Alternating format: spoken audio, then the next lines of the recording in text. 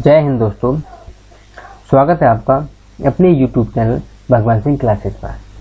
दोस्तों, आज जो हम स्टार्ट करने जा रहे हैं वो हमारी एक सीरीज स्टार्ट करने जा रहे हैं जो कि हमारे इतिहास से संबंधित होगी। इस सीरीज में हम आपको इतिहास के तीनों पार्टों को, जो भारतीय इतिहास को जब हम पढ़ते हैं तो 3 कालों में बांट करके उसको पढ़ते हैं। एक हमारा प्राचीन भारत का इतिहास होता है, एक मध्यकालीन भारत का इतिहास होता है और एक होता है तुम्हारा आधुनिक काल का, आधुनिक भारत का इतिहास। तो इसको हम प्राचीन भारत से ही लेके चलेंगे अपने लेक्चर को। थोड़ा ये इतिहास की, क्योंकि 3 भागों में बांट के पढ़ते हैं, इसलिए चैप्टर, ये जो लेक्चर है, जो हमारा सब्जेक्ट है, थोड़ा सा लेंथी होता है। लेकिन जब हम आपको पढ़ाएंगे विद इंटरेस्ट पढ़ाएंगे, आपको आनंद के साथ पढ़ाएंगे, आपको खुशी मिलेगी, आप अपने आप में एंजॉय फील करेंगे, लगेगा कि हाँ ये हम तैयारी हमारी एक अच्छे तरीके से चल रही है।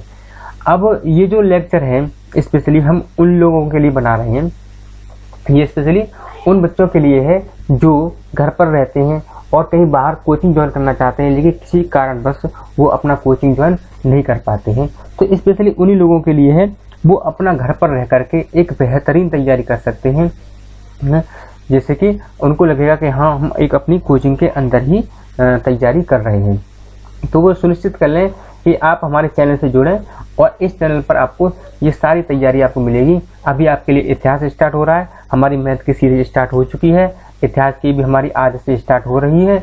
इसके अलावा भी जो और सब्जेक्ट हैं, पॉलिटी की भी हमारी स्टार्ट हो चुकी है। अभी पॉलिटी का थोड़ा सा कम मैटर है, लेकिन इतिहास की हमारी अब आपको रेगुलर क्लास मिलने वाली है, जिस प्रकार से आपको मैथ की मिलती जा रही है। तो दोस्तों, जो बच्चे विशेष करके ये उन्हीं लोगों के लिए है जो कोचिंग ज्वाइन नहीं कर पाते हैं और अपना घर पर रह करके अपने मन को शांत कर लेते हैं और पढ़ाई से वंचित रह जाते हैं। तो दोस्तों, आइए शुरुआत करते हैं, टॉपिक की तरफ चलते हैं। तो देखिए, भारतीय प्राचीन भारत का इतिहास, इसको हम पढ़ेंगे। अध्ययन की दृष्टि से 3 कालों में बांटा गया है। इतिहास जो है, जो हमारा काल है, जो समय चल रहा है, इसको हमने 3 भागों में बांटा है।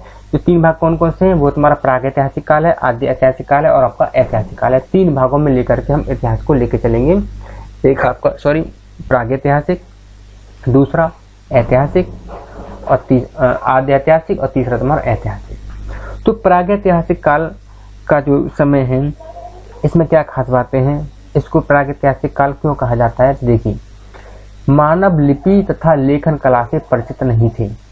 जो मानव था, इस काल की जो विशेष बात है, विशेषता यही है कि इस काल का जो मानव था वो बिल्कुल पढ़ाई लिखाई कह सकते हैं, लिपि यानी एक भाषा होती है एक दूसरे संबंध बनाने के लिए, जो संप्रेषण बनाने के लिए, ऐसा कुछ नहीं था।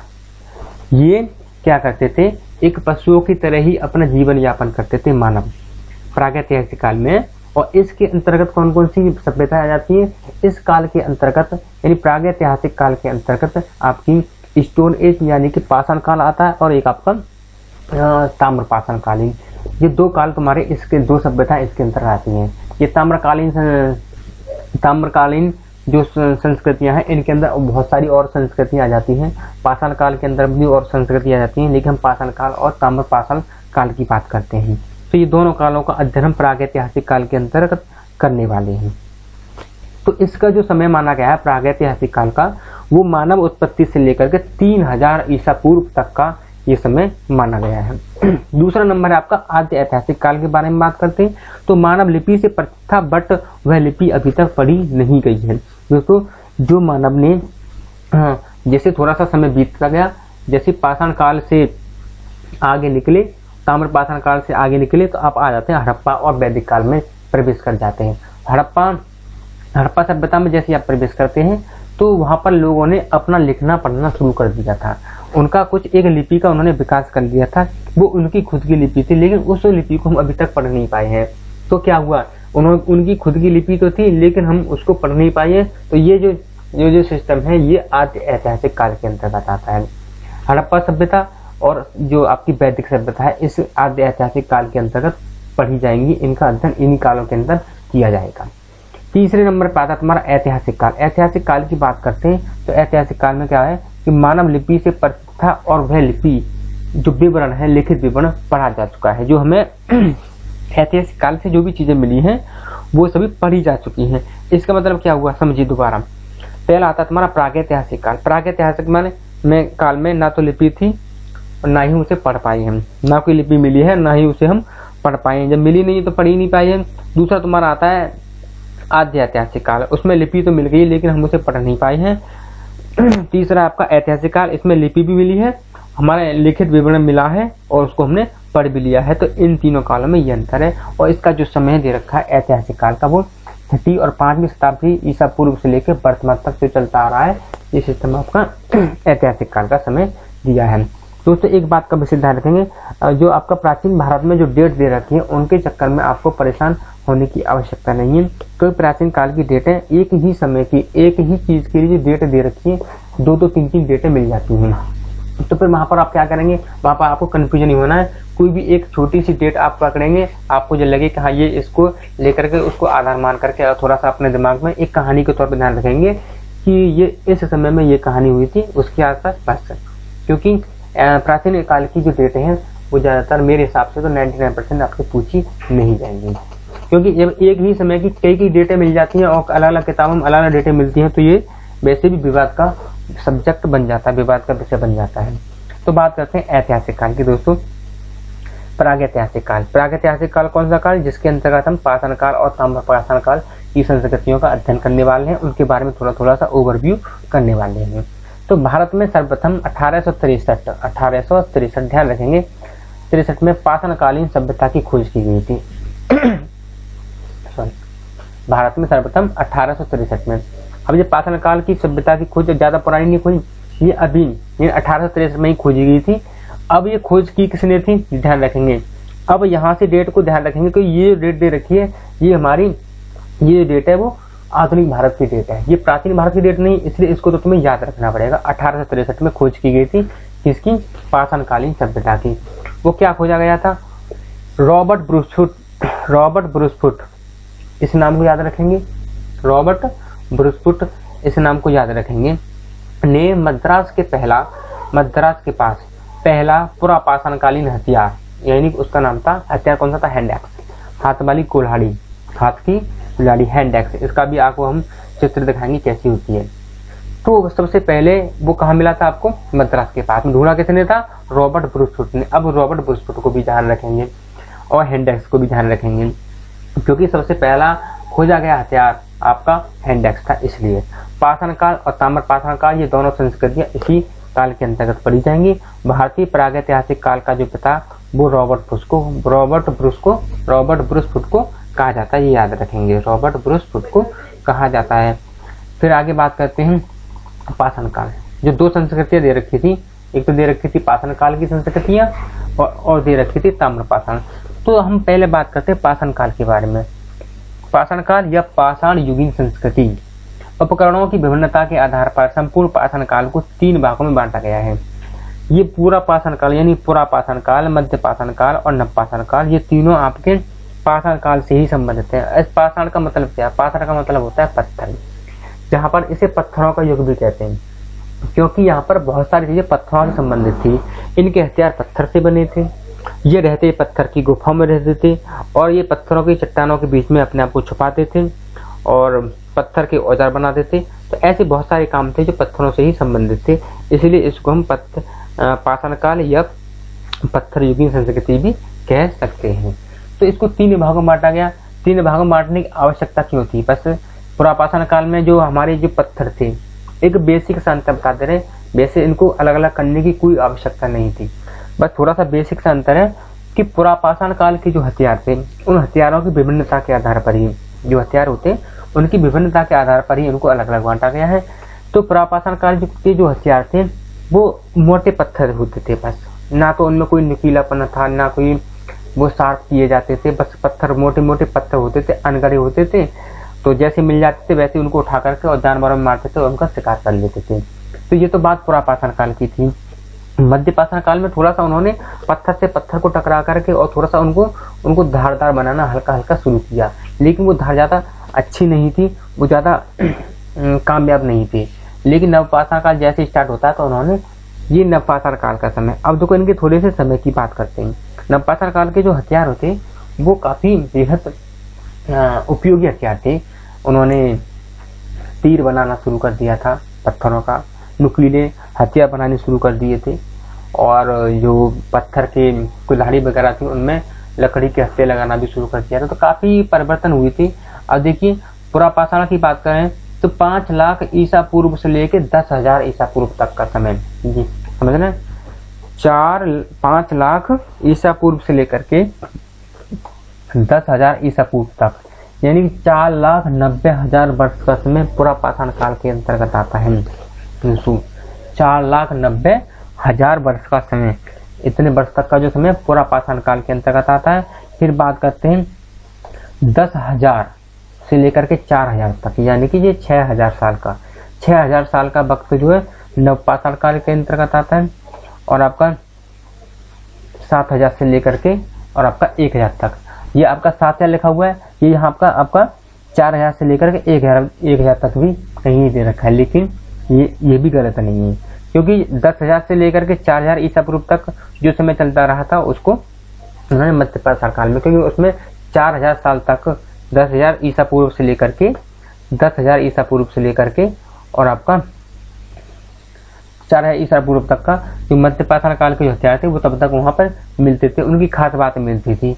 अब 7,000 ईसा पूर्व से लेकर के जो नवपाषाण काल की खास बातें मिलती थी, यानी 4 और 7 यानी कि 5, 6, 7 ये जो समय है बीच का, इनके यानी 4-5 हजार का जो समय बैठ रहा है बीच में, ये जो समय में, इस समय में आपके मध्यपाषाण काल और आपके नवपाषाण काल दोनों के मिले जुले इनकी जानकारियाँ, कॉमन जानकारियाँ मिलती हैं इसलिए।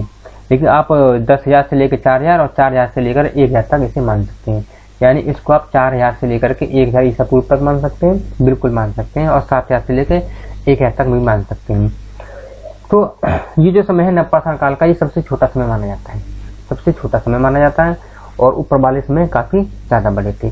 लेकिन सबसे ज़्यादा जो परिवर्तन हुए थे वो नवपाषाण काल में हुए थे।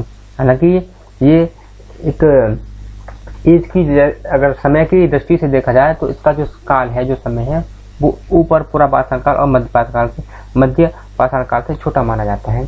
लेकिन इसके अंदर जो परिवर्तन हुए थे वो बड़े क्रांतिकारी परिवर्तन हुए थे, उनके बारे में भी हम चर्चा करेंगे। तो अब पुरापाषाण काल के बारे में बात करते हैं।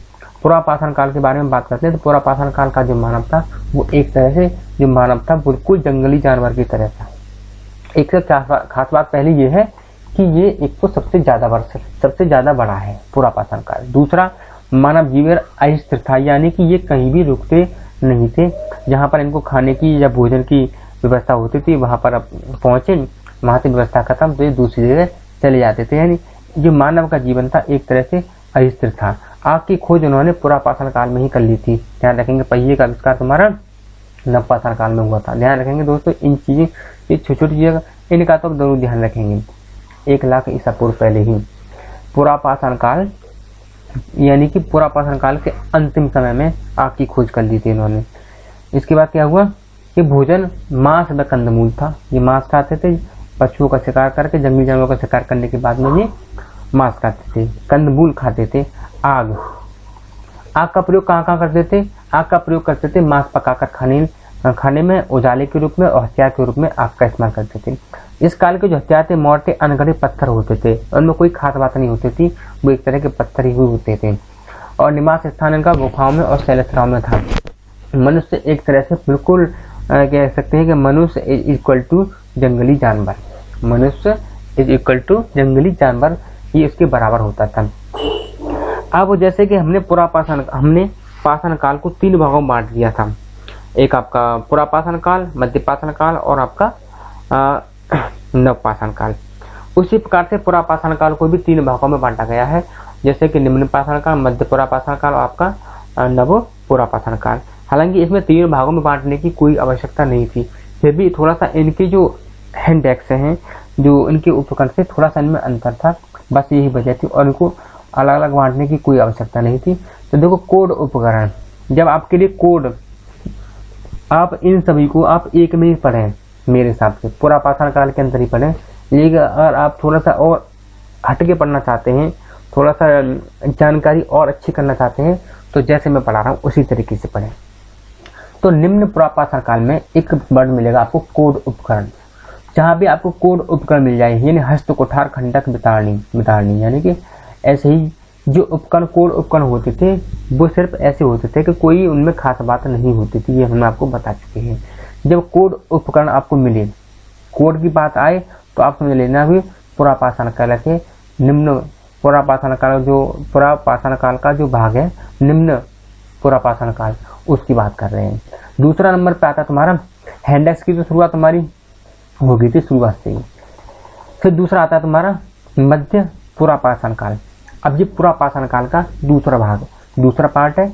इसके फलक उपकरण ध्यान रखेंगे। जो मध्य पुरापाषाण काल का जो नाम है दूसरा, उसे फलक के जहाँ पर ध्यान रखेंगे, जहाँ पर आपको कोड उपकरण मिले, समझ लीजिए बात कर रहे हैं हम निम्न पुरापाषाण काल की। अगर फलक उपकरण की बात करते हैं, फलक उपकरण की बात करते हैं तो समझ लीजिए हम बात कर रहे थे मध्य पुरापाषाण काल की। यहाँ पर पत्थर के फलक की सहायता से उपकरण बनाए जाते थे, भेदक, स्क्रैपर, खुरचनी, यानी कि थोड़ी सी उनमें शार्पनेस या आने लगी। तीसरा आता है आपका उच्च पुरापाषाण काल। तो तछड़ी एवं खुरचनी उपकरण तो वही समथिंग आपके एक जैसे ही चलते रहेंगे। पत्थर के ब्लेड के उपकरण बनाए जाने लगे थे। पत्थर के ब्लेड यानी पत्थर को पतला करके उसको और पैना जिसे शार्प कर लिया जाता था। इसी काल में ज्ञानी मानव होमो सैपियंस का उदय हुआ, यानी कि जिसमें थोड़ा सा बुद्धि का विकास होने लगा, उस मानव का नाम था होमो सैपियंस, और जिसका उदय उच्च पुरापाषाण काल में ही हो गया था। जिस प्रकार से ध्यान रखेंगे, हमने आपको पाषाण काल के 3 काल बताए हैं, एक आपका निम्न और एक मध्य और एक उच्च, यानी कि नवपाषाण काल। तो एक पुरा बताया है, एक बुरा बताया है, एक मध्य बताया है, एक बताया तुम्हारा नवपाषाण काल। तो पुरापाषाण काल में ही होमो सैपियंस मानव का उदय हो गया था, इस बात का ध्यान रखेंगे। तो इसके बाद बात करते हैं उपकरण के लिए हड्डी, हाथी दांत, सींग का प्रयोग करने लगे थे। ये आपके आगे वाले मध्यपाषाण काल के लोग भी इन्हीं चीज़ों का प्रयोग करते थे, कुछ से बढ़ाते चले गए थे। बस थोड़ा सा मोस्ट इम्पोर्टेंट जो पॉइंट है उसे याद रखेंगे, इस वाले पॉइंट को। इसका संबंध भीमबेटका का संबंध तुम्हारा पुरापाषाण काल के जो दे रखा है, पुरापाषाण काल में भी है और आपका मध्यपाषाण काल में भी। इस क्या है इसमें भीमबेटका में कि भीमबेटका एमपी में पड़ती है और यहाँ से जो गुफाएं मिली हैं उन पर चित्र बने हुए हैं। इस काल के चित्र बनते हैं किसके? पुरापाषाण काल के, अर्थात इस काल में मानव ने चित्रकारी करना शुरू कर दिया था। यानी कि बात करें कौन सी काल की बात करें, अभी सिर्फ पुरापाषाण काल की बात कर रहे हैं। पुरापाषाण काल में मानव ने चित्रकारी करना शुरू कर दिया था। ये साक्ष्य कहाँ से मिलता है? भीमबेटका की गुफाओं से, जो कि एमपी में पड़ती है। फिर आपका तछड़ी, चाकू, स्क्रैपर, भेदक माने जो पहना एक तीर की तरह और छेद करने के लिए काम आता था, किसी में भेदने के लिए। और दूसरा एक पॉइंट और है, इलाहाबाद के जिले के, इलाहाबाद यानी यूपी, इलाहाबाद जिले के बेलन घाटी में स्थित लोहंदा से हड्डी की बनी नारी की मूर्ति मिली है। ये जो कुछ बीच में पॉइंट है, यही पॉइंट थोड़े से मोस्ट इम्पोर्टेंट है। बाकी जो हथियार वो तो है ही, वो सभी एक जैसे ही, थोड़ा सा शार्पनेस आती चली गई है। अब आपको एक हैंडेक्स याद रखनी है किसकी? पुरापाषाण काल की। और हड्डी की नारी की मूर्ति कहाँ मिली? इलाहाबाद जिले के बेलन घाटी में, याद रखेंगे। और क्या बताया था मैंने अभी? भीमबेटका को याद रखेंगे। भीमबेटका का संबंध तुम्हारा पुरापाषाण काल से भी है और मध्यपाषाण काल से भी, दोनों कालों से इसका संबंध होगा। तो पुरापाषाण काल के हथियार देख लीजिए, इनमें कोई खास नहीं। ऐसे उठाइए, ऐसे पत्थर तो आपको हर जगह मिल भी जाते हैं, ऐसे उठाइए और उठा करके मार दीजिए जानवर में और जानवर का शिकार कर लेते थे। ये है, ये पुरापाषाण काल के अनगढ़े मोटे पत्थर थे, इनमें कोई खास बातें नहीं थी। अब बात करते हैं मध्यपाषाण काल की बात करते हैं।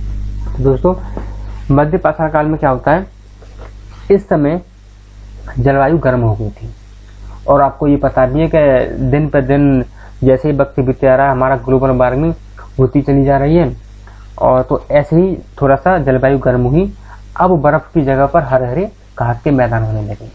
घास के मैदान जब हुए तो उन्होंने पशुओं को पालना शुरू कर दिया। शिकार पर ही निर्भर थे ये जो है शिकार पर ही निर्भर थे, लेकिन इन्होंने पशुपालन भी शुरू कर दिया था। और ध्यान रखेंगे, पशुओं में सबसे पहले जो पाला जाने वाला जानवर था वो था कुत्ता। इसका भी ध्यान रखेंगे। मृतकों का अंतिम संस्कार करने लगे, यानी कब की बात कर रहे हैं? बात मध्यपाषाण काल की बात कर रहे हैं।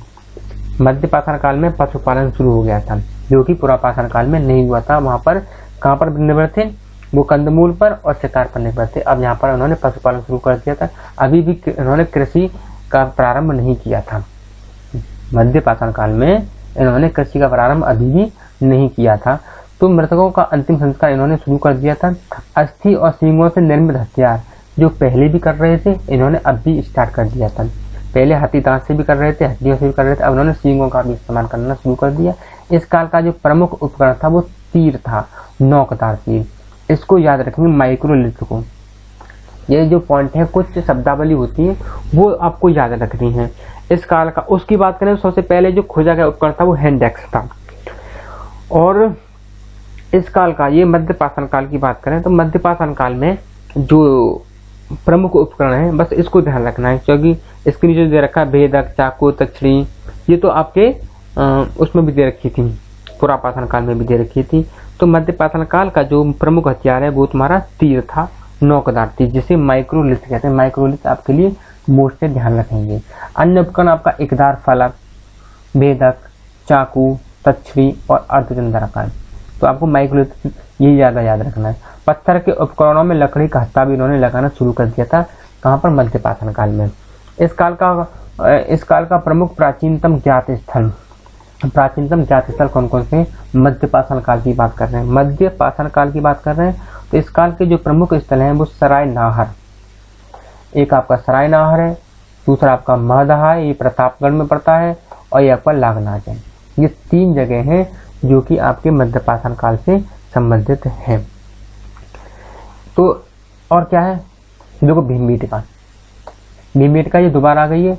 ये आपकी पुरापाषाण काल में भी थी और ये आपके मध्य पाषाण काल में भी, यानी इन गुफाओं से पुरापाषाण काल के भी और मध्य पाषाण काल के भी साक्ष्य मिले हैं। पशु के शिकार का चित्र मिलता है, पशु के शिकार का चित्र यहाँ मिलता है।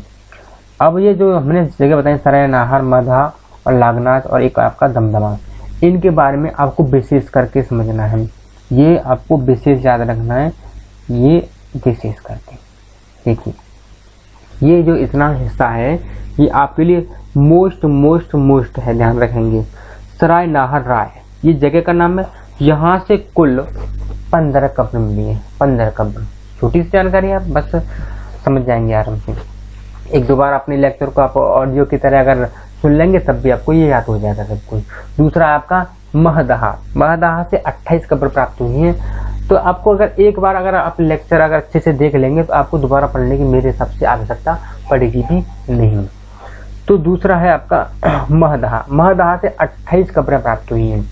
सराय नाहर से 15 मिली है, महदहा से 28 मिली है। अब इन 28 कब्रों में क्या है? देखो 2 युगल कंकाल मिले हैं, युगल माने जोड़ा वाले। 45 गड्ढे वाले चूल्हे मिले हैं, जो गड्ढे में जो कर लेते हैं, जो जमीन के अंदर बना लेते हैं। और एक गड्ढे में भैंसे का सींग युक्त सर भी मिला है, एक गड्ढे में भैंसे का सर मिला है जिसके अंदर सींग भी है।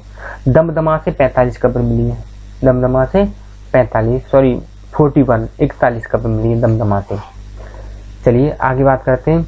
जन्में जो हमारी दमदमा से मिली है उनकी बात बता रहे हैं हम। दमदमा से जो कब्र मिली है 41, उनमें क्या है? 5 में तो जोड़ों के कंकाल है, यानी युगल, यानी कि कब्र के अंदर 2 लोग, यानी युगल जोड़े के हिसाब से हैं। और 5 में से तो 5 कब्र ऐसी हैं जिनमें 3 कंकाल मिले हैं। ध्यान रखें, ये दमदमा की बात कर रहे हैं।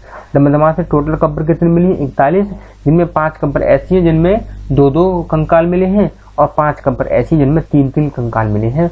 इन तीनों स्थलों से प्राप्त कब्र में जो तीनों स्थल बताए, दमदमा और आपके सराय नाहर और एक आपका कौन सा रह गया?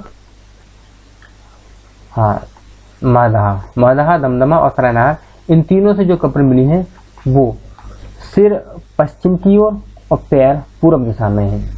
इन तीनों में एक ही जैसा दफनाने का सिस्टम था कि सिर को करते थे पश्चिम की ओर और पैर करते थे पूर्व की दिशा में। ये ध्यान रखेंगे तीनों जगह पर। आगे चलते हैं। एक लागनाज नाम का स्थान हमने और बताया था कि मध्यकालीन जो मध्य पुरापाषाण काल से संबंधित है, मध्य पाषाण काल से संबंधित है। तो लागनाज में 14 कब्र प्राप्त हुई हैं, जिनमें से 13 को पैर मोड़कर दफनाया गया है। सिर पूर्व दिशा में है और पैर पश्चिम दिशा में है। ध्यान रखेंगे जो 3 स्थल दे रखे हैं आपके दमदमा, महदाह और आपका सरायनाहार, इन तीनों में तो सिर पश्चिम की ओर है और पैर पूर्व की ओर है, लेकिन लागनाज में इसका जस्ट अपोजिट है, सिर पूर्व दिशा में है और आपके पैर पश्चिम दिशा में लागनाज में। ये ध्यान रखेंगे। ये एक क्रॉस जो यहाँ पर मिल जाती है, क्रॉस चीजें मिल जाती हैं, वो आपके लिए एग्जाम में पूछने के लायक बन जाती हैं। ध्यान रखेंगे। एक लागनाज एक ऐसा स्थान है जहाँ पर जो कब्रों में दफनाने की जो सिस्टम है वो है आपका सिर पूर्व दिशा में और पैर पश्चिम दिशा में। लेकिन जो 3 शहर हैं, जो 3 जगह हैं, स्थान है, उन तीनों स्थानों में सिर पश्चिम दिशा में और पैर पूर्व दिशा में है। बात करते दोस्तों। तो दोस्तों बस आज के टॉपिक में सिर्फ हमारे पास इतना ही है। अब इसका जो बचता है आपका, एक तो बचेगा आपका नवपाषाण काल और फिर उसके बाद में बचेगा आपका ताम्रपाषाण काल। ये जो दोनों टॉपिक हैं वो हमारे अगले टॉपिक में ये कंप्लीट हो जाएंगे। तो दोस्तों आज के टॉपिक में सिर्फ हमारे पास इतना ही। कल मिलते हैं एक नए टॉपिक के साथ। तब तक के लिए दोस्तों अपना ख्याल रखिए और मस्त रहिए। दोस्तों अगर हमारी वीडियो अगर आपको पसंद आती है तो हमारे चैनल को सब्सक्राइब करना ना भूलें, बेल आइकन को दबा दें, जिससे कि जैसे ही हमारी दूसरी वीडियो अपलोड हो तो तुम्हें तुरंत उसका नोटिफिकेशन मिल जाए। थैंक यू दोस्तों। जय हिंद।